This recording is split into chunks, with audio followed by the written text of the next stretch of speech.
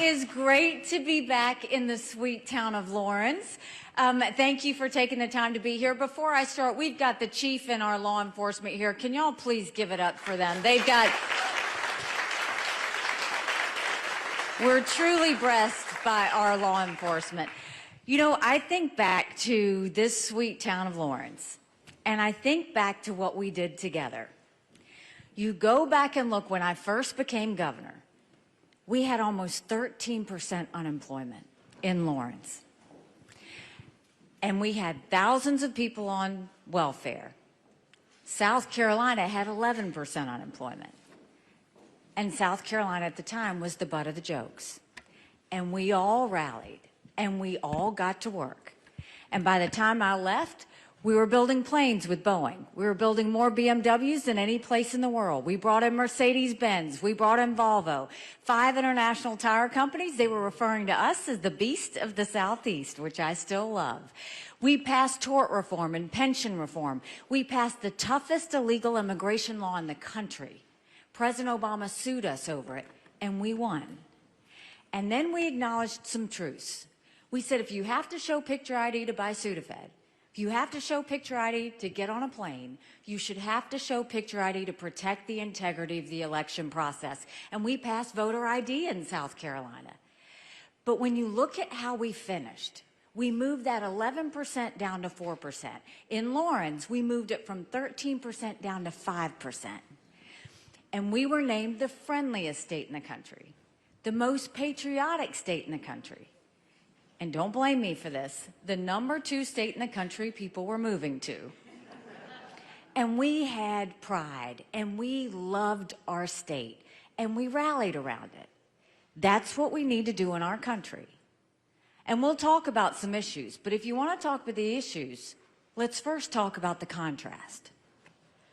You look at the situation that we have now. I announced to run my run for president, I think almost a year ago. It might be this week. And when I announced there were 14 people in the race, we defeated a dozen of the fellas. I just got one more fella I got to catch up to. We started with 2% in Iowa. We finished with 20%. We got 43% of the vote in New Hampshire when they said we were 30 points down. But what happened the night of New Hampshire? You literally saw Donald Trump throw a temper tantrum on stage, talking about revenge. Then the next day, he said anybody that supports her is barred permanently from MAGA. Now think about that. If you're running for president of the United States, you're trying to bring in as many people as you can. It's a story about addition, not pushing people out of your club. Then the next day, he tries to get the RNC to name him the presumptive nominee. We don't do coronations in America. South Carolinians deserve the ability to vote on this, as do a bunch of other states. That's what we do in America. Then you go forward, and he loses a court case. And he throws another fit and goes on a rant and talks about being a victim. The part that bothers me about whether it's what happened in New Hampshire or what happened after the court case is at no point did he talk about the American people. At no point did he talk about the wasteful spending that's happening from Republicans and Democrats and the $34 trillion in debt. At no point did he talk about the fact that only 31% of 8th graders in our country are proficient in reading. At no point did he talk about a border that's completely open and lawless. It only takes one person to have a 9/11 moment. At no point did he talk about the lawlessness in our cities. And at no point did he talk about the wars that we have around the world. He only talked about himself. And then you go further than that, and our campaign disclosures come out. And you see he took $50 million of campaign contributions that were sent to him and spent them on legal fees for his personal court cases. And we look at what happened last week. He loses another case where he doesn't have immunity in all these court cases. He's already said he's going to spend more time in a courtroom than on the campaign trail. That's problem number one. You can't win like that. Then we lose a deal on the border. Being able to impeach Secretary Mayorkas, he lost that because he had his fingers in that. We lost a vote on Israel. The RNC lost her party chair position. The RNC is broke. And he's got his fingerprints in all of that. Now, I voted for Donald Trump twice. I was proud to serve America in his administration. But the problem is chaos follows him. You know it's true. And we can't go through and have a country in disarray and a world on fire and go through 4 more years of chaos. We won't survive it. We have got to have a new generational leader that will leave the negativity and the baggage behind and look forward to the solutions of the future. And when you look at that, what are we talking about? The first thing we're talking about is the fact that, look at our economy. We're $34 trillion in debt. We're having to borrow money just to make our interest payments. China owns some of that debt. Now, everybody says under Trump, the economy was good. And it was, right? But at what cost? He put us $8 trillion in debt in just 4 years. Our kids will never forgive him for that. We're trying to pull out of that now as we speak. You've got Republicans and Democrats spending like drunken sailors. There's got to be an end. That's why you need an accountant in the White House. But the way we fix the economy, we start by clawing back the $100 billion of unspent COVID dollars that are still out there.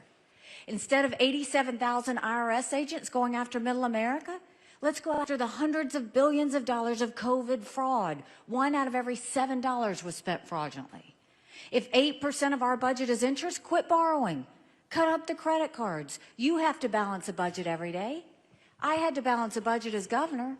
Why is Congress the only group that refuses to balance a budget? We'll stop the spending, we'll stop the borrowing, we'll eliminate their pet projects, and I'll veto any spending bill that doesn't go back to pre-COVID levels. That will save us trillions. Then we will take as many federal programs as we can and send them down to the states. That will reduce the size of the federal government, but it will empower people on the ground. Think healthcare, think welfare, think education, think mental health. If that was down on the ground, we could use those resources in a way that we know how best to use them. And then we need to start opening up the middle class. We're watching the rich get richer and the poor get poorer. We want to eliminate the federal gas and diesel tax in this country. Cut taxes on the middle class and simplify those brackets. And we want to make small business tax cuts permanent. They made corporate tax cuts permanent, but they made small business tax cuts temporary. Small businesses are the heartbeat of our economy. We can't just say it, we've got to start acting like it. That's how we'll get our economy back on track. And then you look at what's happening at the border. It is unthinkable that this is the United States of America and we're allowing that to happen. When we passed the toughest illegal immigration law in the country, we got a lot of pushback on it, but we won. We need to take what we did in South Carolina and go national with it. We need to do a national E-Verify program that requires every business to prove that the people they hire are in this country legally. We need to defund sanctuary cities once and for all. No more safe havens in America. We need to put 25,000 Border Patrol and ICE agents on the ground and let them do their job. We need to go back to the Remain in Mexico policy because no one should even step foot on U.S. soil. And instead of catch and release, we need to go to catch and deport. America's acting like it's September 10th. We better remember what September 12th felt like. It just takes one. And what happened last week? Congress goes and decides to take up the border bill. Now, when I look at that bill, the part that was good was that they strengthened asylum laws. We have to do that. 3 million illegals came in under Trump's watch because the asylum laws weren't strong enough. We've got to strengthen those. The part that was weak was it didn't go back to the Remain in Mexico policy, which is very important that no one step foot on U.S. soil, and it had a 5,000 person threshold. We can't allow even one to step foot on U.S. soil. But there were two problems with that. One is, if we're going to do a bill, do it right or don't do it, because we all know once Congress does something, they don't go back and revisit it. So let's get it done right. And they shouldn't leave D.C. until it gets done. Amend it, do whatever you have to, get it strong. But Trump went and told them, don't do anything until the general election, because he didn't want Biden to have a win. That's not a win for Biden, that's a win for us. Go back and fix that bill and get it done today. We can't wait one more day. You're putting the national security of every American in danger because you want to wait until an election. That's what continues to happen with him. It's all about him. Then you look at our national security. Now, we all know people in the military. Our number one job is to prevent war, always. My husband's a combat veteran. He deployed in Afghanistan. The last thing we want is our loved ones to go to war. And I look at what Donald Trump said on Saturday, and it made me sick to my stomach. He said that NATO, that if any of those countries aren't paying their fair share, that not only would he not defend them, but that he would encourage Putin to take over them. Putin kills his opponents. Putin currently has arrested Evan Gersovich, who's a reporter, just for journalism. This guy's a thug. He invaded a pro-American, freedom-loving country with Ukraine. 500,000 people have died and been wounded because of Putin. And you're going to side with that? NATO has been a success story. For 75 years, we haven't had a war in that region because it's an alliance that scares Russia. Russia has never invaded a NATO country. They invaded Georgia, they invaded Ukraine, they invaded Moldova, all non-NATO countries. They are scared of the alliance. He just put every military member at risk and every one of our allies at risk just by saying something at a rally like that. That's the danger. And then he goes and mocks my husband's military service. South Carolina has always been a pro-American, patriotic state. We love our men and women. That's not personal about me and Michael. To me, it was personal because you just bashed every military family. Because if you know of a military family, the loved one goes off and serves, but the family sacrifices too. All of us do that. 7 months ago, I dropped my husband off at 4 a.m.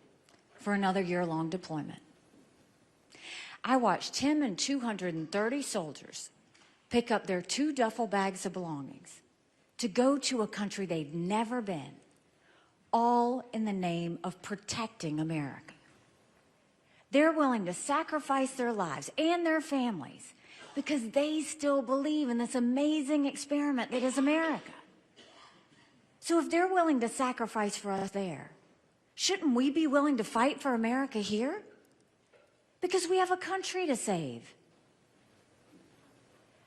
But when he did that, it was a pattern. It started with the fact that he has continued to call military members suckers and losers. He went to Arlington National Cemetery and said, why did they do this? What was in it for them? You can't have a commander-in-chief that doesn't understand what made this country great. It's the values, it's the sacrifice, it's the freedom. That's what we fight for every day, is freedom. So we have a choice to make. We can look at not only that, it's not just how he's acting unbecoming of a president. We've seen that for years. We've put up with it for years. We know that. But it's what about his policies? Now he wants to go put tariffs on every product that comes into the United States. That's going to raise taxes on every family and every small business, from strollers to appliances. All of our taxes are going to go up. You're going to pay at least $2,800 more per family per year. He wants to cut Social Security by 24% in 10 years because he refuses to acknowledge that you have to address it. There is a way to address Social Security without touching anybody that's already in the system. You can go to those who aren't in the system yet. And then when he was president, he tried to raise our gas taxes by 25 cents per gallon.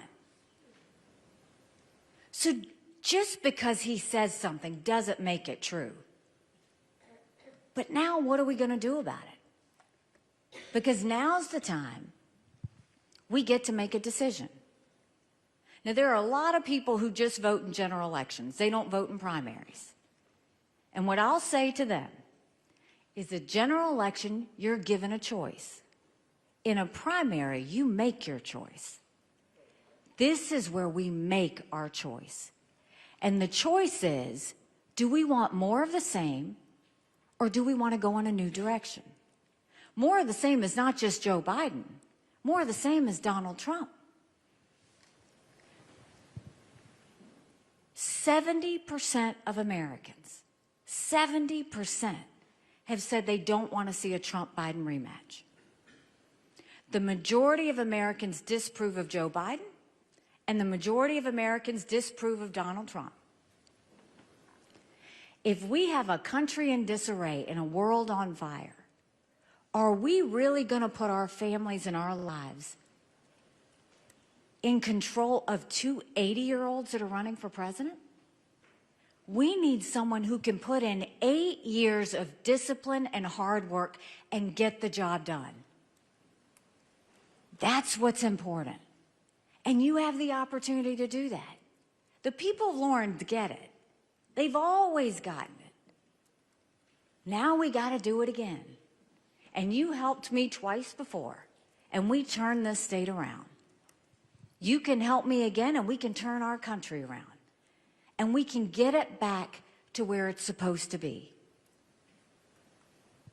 America has an amazing ability to self-correct. Sometimes we have to hit rock bottom to know where up is. We're there. Now all we got to do is do something about it. You know, they asked me when I announced why I was doing this. And I said, my parents came here 50 years ago to an America that was strong and proud and full of possibilities. I want them to know that country again. I'm doing this for Michael and his military brothers and sisters. They need to know their sacrifice matters. They need to know that we love our country.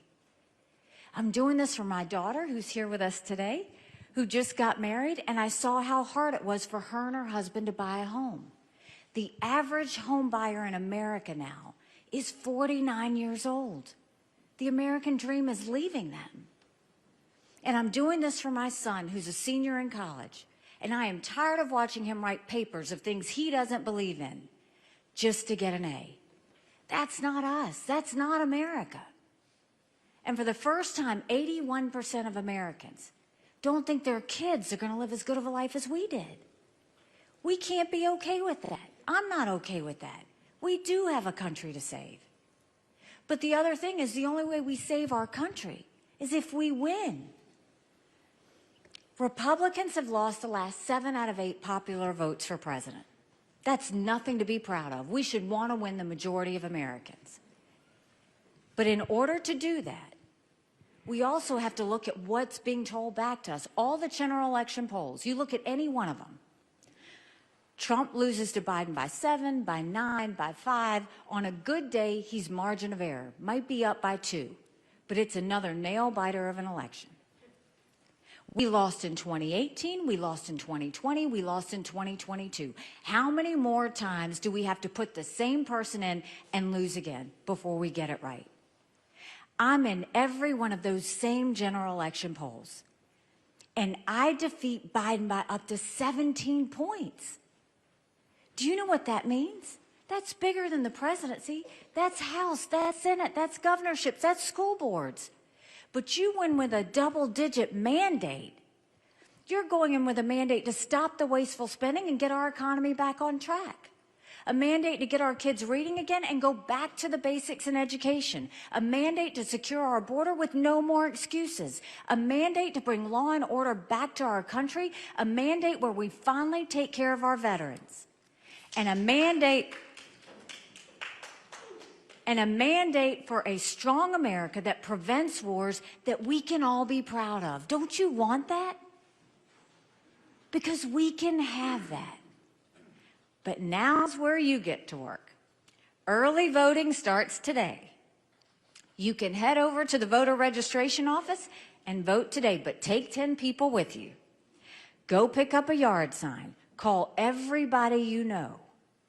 We can do this person by person, neighbor by neighbor, citizen by citizen, by going and saying, we're not going to wait to see what happens to us. We're going to make a point to make sure that we happen to that. We can do it. I have faith in you, and I have faith in this great state. So go out, tell 10 people, tell them to go to NikkiHaley.com. It gives you details about where to vote, where you need to go, and let's go and show that not only is it a great day in South Carolina, it will be a great day in America when we get this right. Thank you very much. God bless you.